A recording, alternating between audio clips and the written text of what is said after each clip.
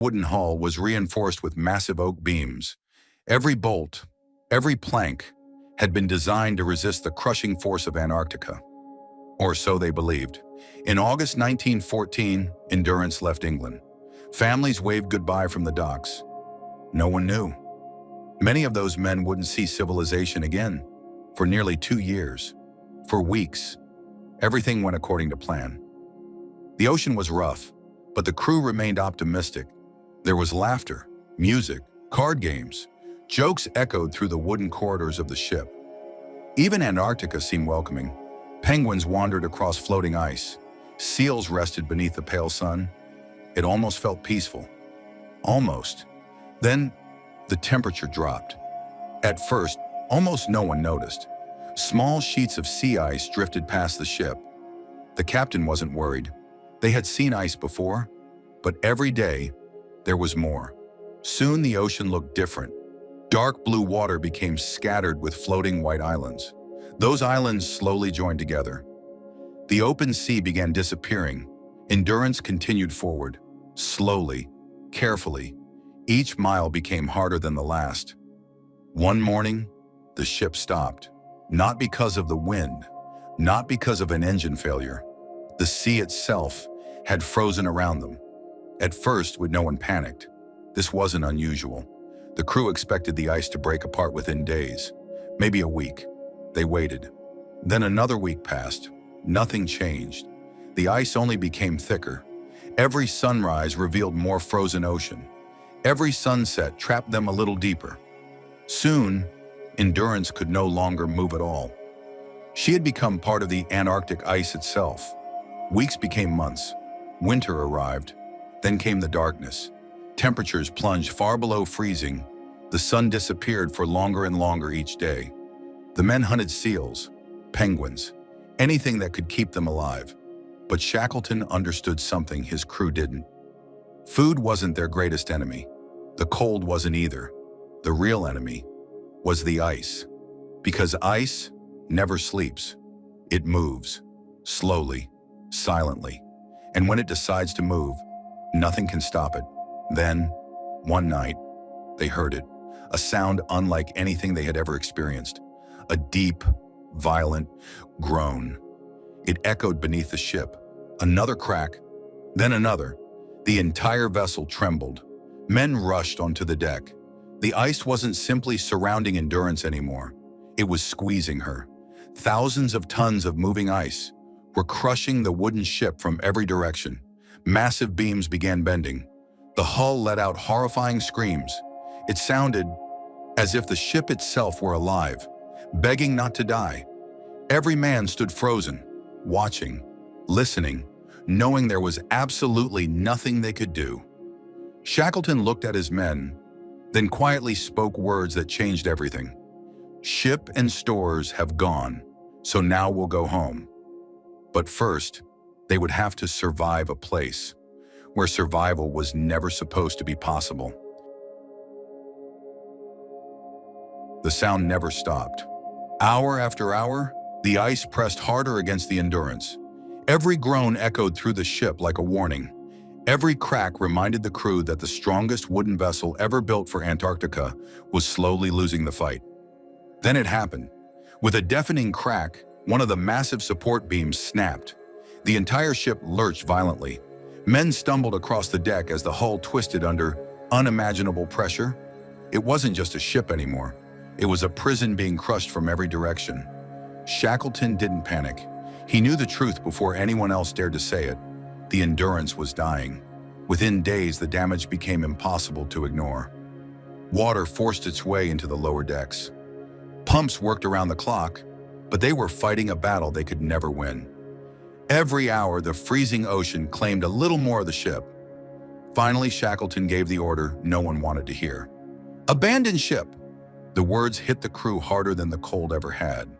This ship had been their home, their shelter, their only connection to the world beyond the ice. Now they had nothing. The men carried supplies onto the frozen sea. Tents, food, tools, 3 small lifeboats. Everything else had to be left behind. They stood in silence, watching the Endurance sink deeper into the ice. Months of hope disappeared before their eyes. Soon, the ship that had carried them across the ocean vanished forever beneath the frozen wilderness. Now they weren't sailors anymore.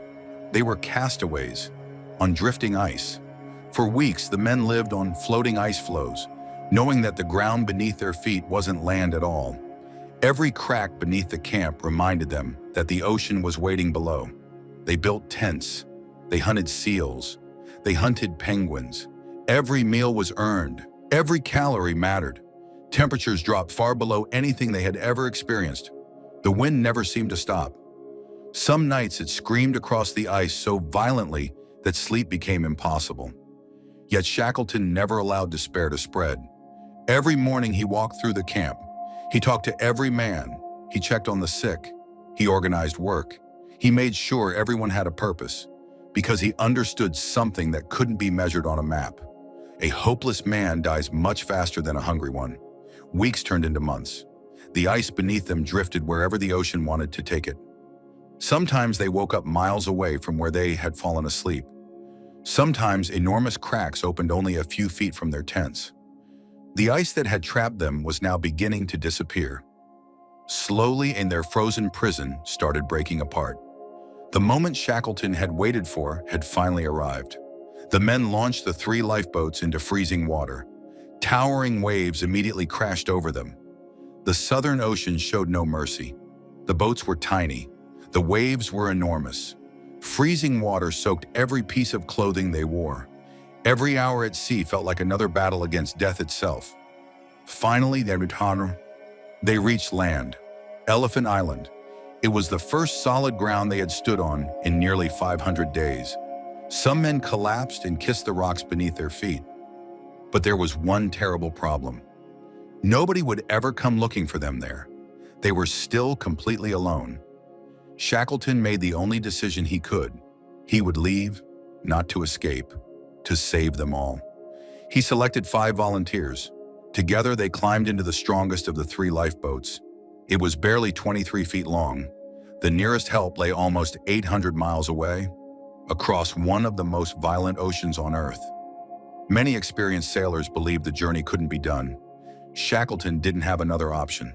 For 16 endless days, the tiny boat battled monstrous waves. Walls of water rose higher than houses. Hurricane-force winds threatened to flip the boat at any moment. Salt froze onto their clothes. Ice formed on the boat itself. The men had to smash it away constantly. Had they stopped, the extra weight could have dragged them beneath the sea. None of them slept properly. None of them were ever truly dry. They simply endured. When they finally reached South Georgia Island, they weren't safe yet. The whaling station lay on the opposite side of the island. No one had ever crossed its mountains. The maps were blank.